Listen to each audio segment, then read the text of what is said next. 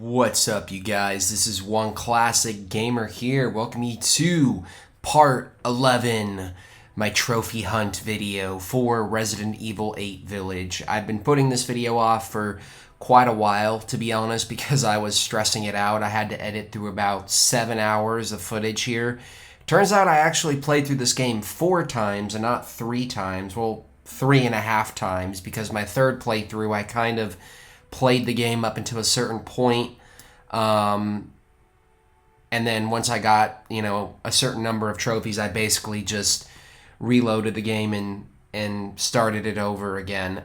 So I'm not going to be getting every single trophy in this video. These are going to be all of the remaining trophies that I have yet to get in the main story, not including mercenaries. The next couple of parts after this are going to be me basically, taking you guys through each mercenary's course or level, whatever, and basically showing you guys that process. But for now, we're going to be doing the main game and all of the remaining trophies that we have yet to get, which I already said that. So these first couple of clips, I don't have the original footage because at the time when I was recording them, I was trying to save computer space, so I had to kind of dig up some old footage and from my PlayStation and also do a bunch of screen recording, so the quality might not look as good, and I apologize for that. But the first one I'm going to be covering here is the Bookworm trophy. Technically, I already got this in my Village of Shadows run. This is part, I think, 6 right here, or 7. No, this is part 6. Yeah, this is part 5 right here. This is the end of the stronghold when you're climbing out of here and you basically come down this way. I used OBS Studio to do the screen recording, by the way, so hopefully the quality looks a little bit better. This is the clip of me actually getting the trophy here that was cut out originally, but at the end of the hallway, the last document is basically sitting right there, and I've shown you guys every other document. So now we're doing the Heretic, which is to destroy all of the goats of Warding. There are 2 of these that I have not shown to you guys yet. The first one is here on the elevator. This is technically from my original hardcore run, and it's really, really quick. It's going to be right here. So make sure you you might have to go up and down the elevator a couple times to get that, to successfully hit that. And then the last one that I got that I didn't show you guys was here in this section. I'm showing a bit of this cutscene so you know where we are. This is where the Mutamycete is during Chris's section, and the Goat of Warding is basically right there at, Again, I apologize for the shitty quality, but we're done with that now. So now we're going after the Timber Trophy, which is to defeat Urias during the first Lycan attack. This is the big motherfucker that comes out during the Village Assault. And if you play this on casual difficulty and it's your third run, then it should be pretty easy to get this guy. Just honestly, you can take a lot of damage on casual and not really have to worry about anything. So that was the first trophy that I got there. The next one is the Squawk Shot for shooting down 5 flying crows in the story. You can really do this at any point in the story, but this is when I got my 5th crow right at the entrance of Lady D's castle, basically. So there's the trophy. And next we're going to be getting 2 more trophies back to back.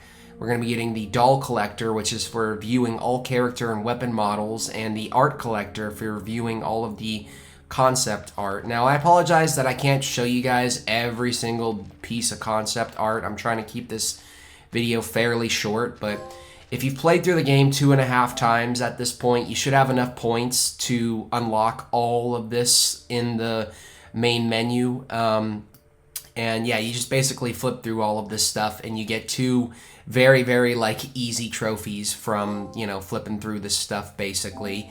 So the next trophy that we are going to be getting is the Artisan Trophy for collecting every crafting recipe. This you basically get at the Duke's shop by buying every single recipe. Again, this is my 3rd playthrough, so I was able to acquire every single one. Once you exit the shop and open up the menu, the trophy should pop basically at that point, which is kind of weird for them to have it pop up right then and there.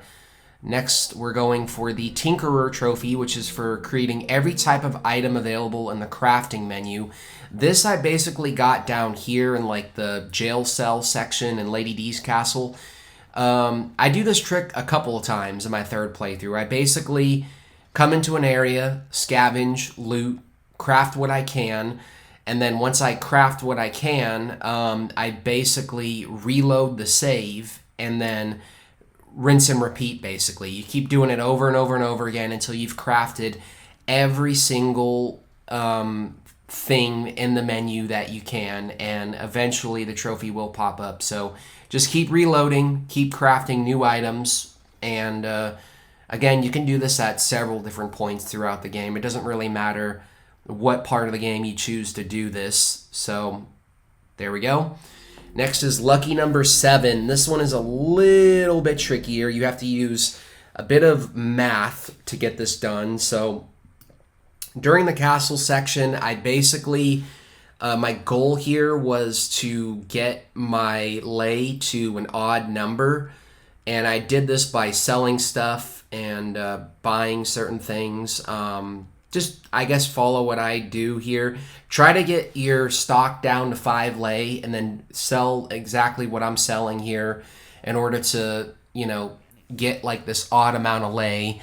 And you basically, the first step here is you want to get your lay down to 0, basically, so that you have none left. And then from there, you can sell certain items that can get you up to 777, 7,777, or the other number that you have to be at. I think it's 77,000. Either one of those 3 numbers, they have to all be 7s, basically. So make sure you get all of your lay down to 0. If you do what I do, you should get, 0, no problem.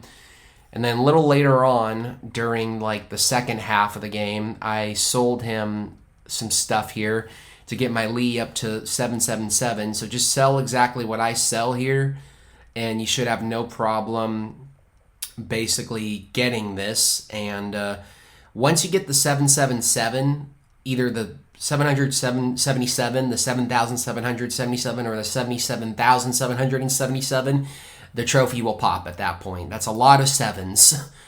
For that freaking trophy, but it really isn't that bad once you figure it out. Now we're doing the leader of the pack, which is for taking down this thing. This is at Louisa's house again. I think this is after the second area of the game. When you come up here, this motherfucker is going to come out of the bushes, and he's going to have a bunch of like spears in him. This is the rocket pistol that I'm using here.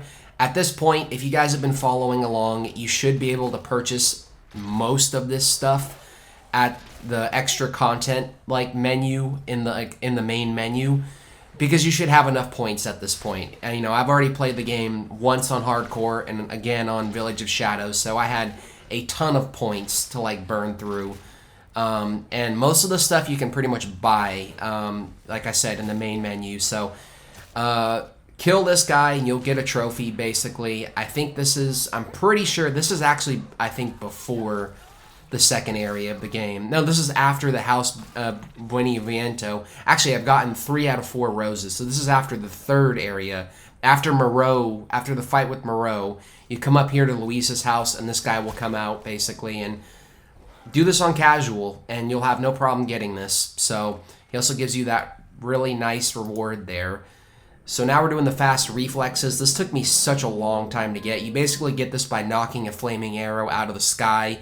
I got this at the beginning of the Stronghold section, and it's, exactly as the trophy says. You have to knock an arrow out of the sky with your knife, and I think this is a pretty good spot to do it, to be completely honest with you guys. Next up is going to be the Veteran Gunsmith. Now, you get this by equipping every gun with their customizable parts. This is another tricky one. This is another situation where I basically went to the Duke and I was constantly, buying a part, equipping it, and then reloading the save. So you don't have to have them all at once, thankfully. Every time you buy a weapon part and equip it, it counts towards the challenge. And if you want to check the challenge, you can always pause the game and go to challenges, and it'll basically it'll basically show you what your progress is. And at this point in the story, I think we have 3 out of 4 rose pieces, so you should be able to get every single weapon part here and equip every single one of them. Just like I said, reload the save, go to the Duke, sell everything you have, buy the part, equip it, reload the save, do it all over again until you have bought and equipped every single weapon part, and that will basically get you this trophy. Yeah, I'm using a lot of shortcuts to get this trophy. So next up, we are doing my knife only run, my final run of the main story. After this, you guys are going to see me get the trophy right then and there. The stake, one of the best weapons in the game, by the way. So there are 4 trophies we're going to be getting in this run. We're going to be getting the Don't Trust That Snake Oil trophy for finishing the story using only 4 or less recovery items. The Dashing Dad, which is basically beating the game in under 3 hours. The Frugal Father, which is spending without spending more than 10,000 lei. And the Knives Out, where you have to get through the entire story basically only using the knife. So I'm using the karambit here. There are a few instances where you can use your pistol and weapons, and it doesn't count. One of them is this room right here. I'm basically going to be, speed running through this, showing you guys the sections where you're allowed to use guns, and some of the bosses that might be a little tricky to some. But the Lady D fight is very easy. You just got to get up close and always block. Make sure she doesn't, bite you. And the second phase is pretty much the same. And it's the same thing with the daughters, too. It's very easy. Just get up close, block when you think you're about to get hit.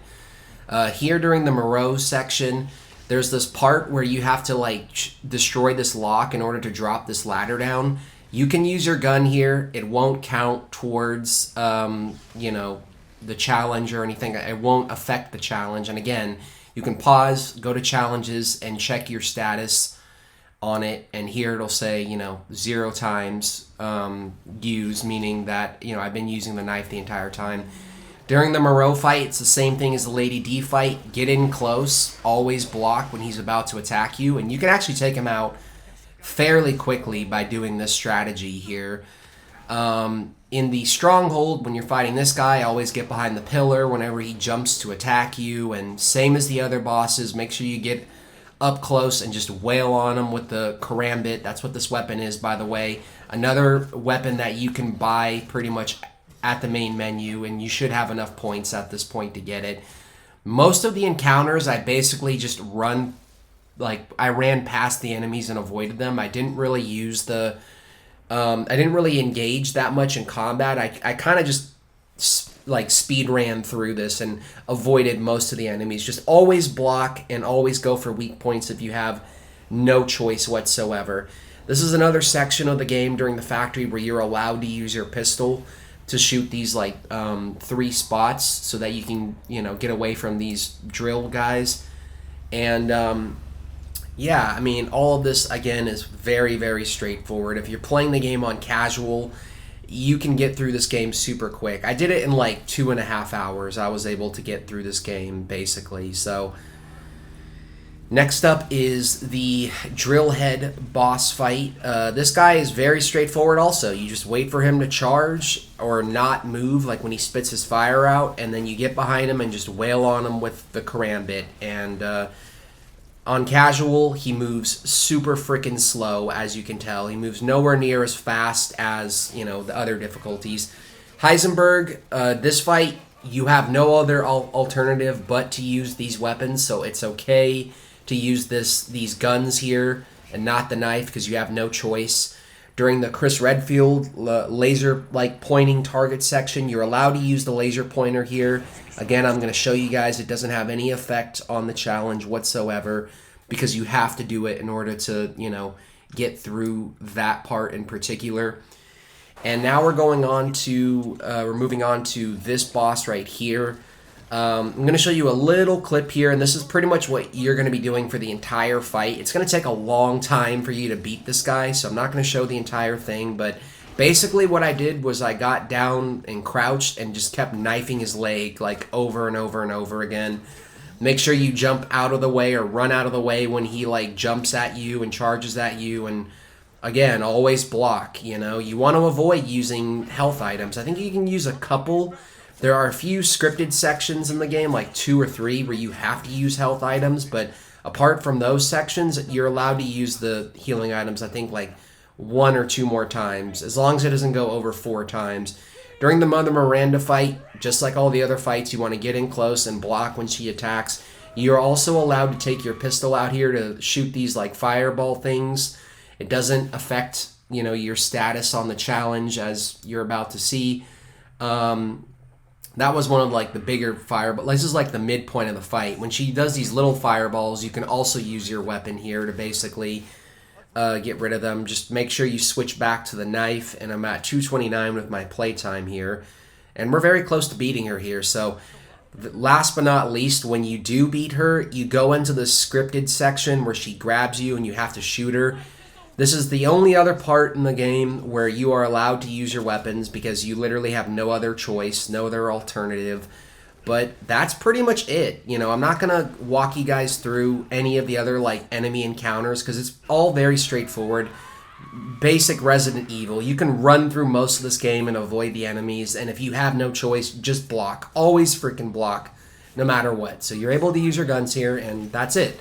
Once you beat the game, you should have no problem getting all of these trophies, and yeah, that is officially the end of my trophy video for this game. So next time on Resident Evil 8 Village, we are going to be doing Mercenaries. So if you guys enjoyed this, please comment, like, share, subscribe, and I will see you guys on the next video.